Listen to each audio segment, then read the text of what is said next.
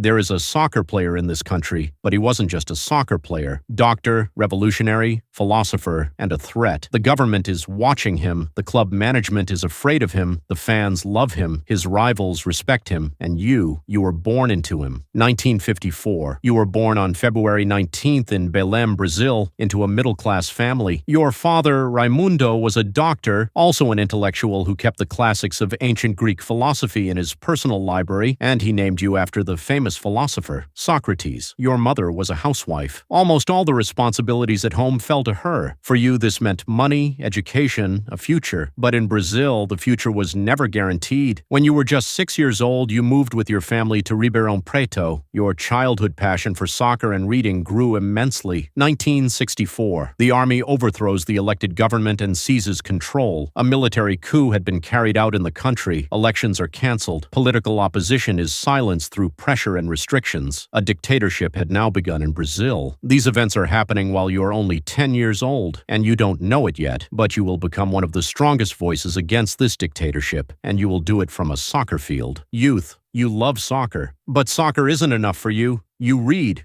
You read a lot. Philosophy, politics, medicine, economics. Books show you there's a world larger than the field, 1970 to 1973. During these years, you start playing in the youth system of a professional soccer club, but at your family's request, you enter medical school. During this period, you become one of the rare athletes who pursues both soccer and education simultaneously. In your early 20s, you play soccer so well that you sign a professional contract with Botafogo SP, and you continue your studies. At 23, with an impressive performance in a Botafogo jersey, you catch the attention of Brazilian soccer. By the time you're 24, you transfer to Brazil's giant club, Corinthians. That same year, you're called up to the World Cup in Argentina, but you can't go. Why? Because you're finishing your medical degree. You were the only soccer player to skip the World Cup to study medicine. Corinthians, 1978. You join Corinthians, a big club, but a troubled club. The management locks players in their hotels the night before matches. The coach alone decides training times. The players have no say in anything. You can't tolerate this. You start the Corinthians democracy. Now the players will vote on every decision. Training times, transfer policy, the club's financial decisions, all determined by a democratic vote. A soccer club turning into a democratic cooperative. This had never happened before in Brazil. 1982, Spain, the World Cup. Perhaps the most beautiful team in Brazil's history. Zico is there, Falcao is there, Cerezo is there, and you are there as team captain. In the first match against the Soviet Union, your goal nearly stopped time. You dribble past two defenders and place the ball beautifully into the top corner. The breath of the people in the stadium catches for a moment. This isn't just a goal. This is a statement, but the tournament progresses, and the Italy match arrives. Italy wins 3-2. Brazil is eliminated. The most beautiful team in history goes home without the cup. The world had never seen soccer like that before, and it never will again. 1982, same year, off the field. You write a sentence on the back of Corinthians jerseys. I want to vote for my president. The military dictatorship is still in power. Taking the field with this jersey, it meant accepting a serious cost, and yet you take the field. Brazil is talking about it, and the whole world has started talking about it. The government is carefully monitoring the echoes of this social message. While gathering your thoughts, you sit at your desk and pick up your pen to write the next piece. 1984, Fiorentina, Italy. You go to Europe. Fiorentina wants you, but Europe can't get used to you. You can't get used to Europe. Fiorentina's coach says, "You would ask why I can't smoke on the bus, why I have to spend the night before a match with the team. You questioned everything. You can't adapt to Europe's order. After 1 year, you return because Europe is orderly, Europe is planned, Europe was obedient, you couldn't get used to any of it. The return, and a slow disappearance. At 31, you return to Brazil. The Corinthians democracy is gone. The management has changed. The system has completely collapsed. You join Flamengo. You choose to live life on your own terms, not from ignorance of the cost, but quite the opposite, knowing everything. As a doctor, you know very well what these things will do to you, but you still don't stop, or you don't care because you refuse to live your life within rules. You always have. You never wear shin guards when you play. day. You step onto the field every day standing behind what you believe. This isn't just soccer, this is a philosophy. At 32, you go to your last major tournament in a Brazil jersey. At the World Cup in Mexico, you tie with France, but there must be a winner, and it goes to penalties. Unfortunately, you are eliminated on penalties. You missed one of those penalty kicks. 1989, the last match. At 35, you end your active soccer career with your final match wearing the Santos jersey, and that's how your playing career comes to an end. Your career was slowly ending, but you don't end. At 36, you continue working as a medical doctor, write newspaper columns, and even do commentary on Brazilian television. People listen to you because you don't just talk, you live. 2004. At 50 years old, you briefly return to the field for a symbolic match with the English club Garforth Town. No one understands why you're doing it, but you smile. August. You are hospitalized with severe abdominal pain and stomach bleeding. Your health problems are caused by years of heavy alcohol use. September to October, you are hospitalized again. This time your condition is truly serious. December 4th, 2011, intestinal infection, septic shock. You are hospitalized in Sao Paulo. You are 57 years old. You pass away at 4:30 in the morning. You didn't quit smoking. You didn't quit drinking. You refused to bow to rules you saw as unjust, and you are paying the price now. But do you regret it? Absolutely not. The day you die, Corinthians is declared champion of the Brazilian League. The words you spoke throughout your life, "I would like to die on a Sunday when Corinthians becomes champion," have come true exactly as you said. Legends and truths. They say Sócrates was just a soccer player, but the truth, he was a licensed medical doctor. He didn't use medicine to play soccer. He used soccer to study medicine. They say his team didn't deserve the championship in 1982, but Hungary of 1954, the Netherlands of 1974, and Brazil of 1982, they were the best teams in history that never won. The stories of these teams lived on far longer than any trophy. They say the Corinthians' democracy failed, but during the time it was implemented at the club, Corinthians won 3 championships. The system worked. What ended it wasn't soccer, it was politics. Everyone said drinking cigarettes destroyed him. But the truth is, Sócrates chose these things knowingly. He was a doctor. He knew exactly what he was doing. This wasn't surrender. This was choosing to knowingly pay the price of freedom. Why was he a different kind of soccer player? He was outside the traditional mold of a soccer player. He was one of those unique individuals also known for smoking and drinking alcohol on the sidelines. He became a symbol proving that soccer isn't just soccer, that it can be used as a tool in the struggle for social justice and democracy. Sócrates, not only for his skill but for his upright stance, remains today among the most respected names in the history of Brazilian and world soccer. The end. His teammates called him doctor. His rivals called him enemy. The government called him threat. The fans called him legend. What would you call him? A soccer club had dreamed of a nation, and that dream probably started in the mind of a man who refused to follow the rules. Beautiful game isn't played in a beautiful world, but sometimes, very rarely, the beautiful game tries to change the world. Sócrates tried it. If you were him, would you stand against the system and show your own character, or would you bow to the system and just play your soccer? Leave your answers in the comments. I'll read them all. Also, don't forget to turn on notifications for new stories.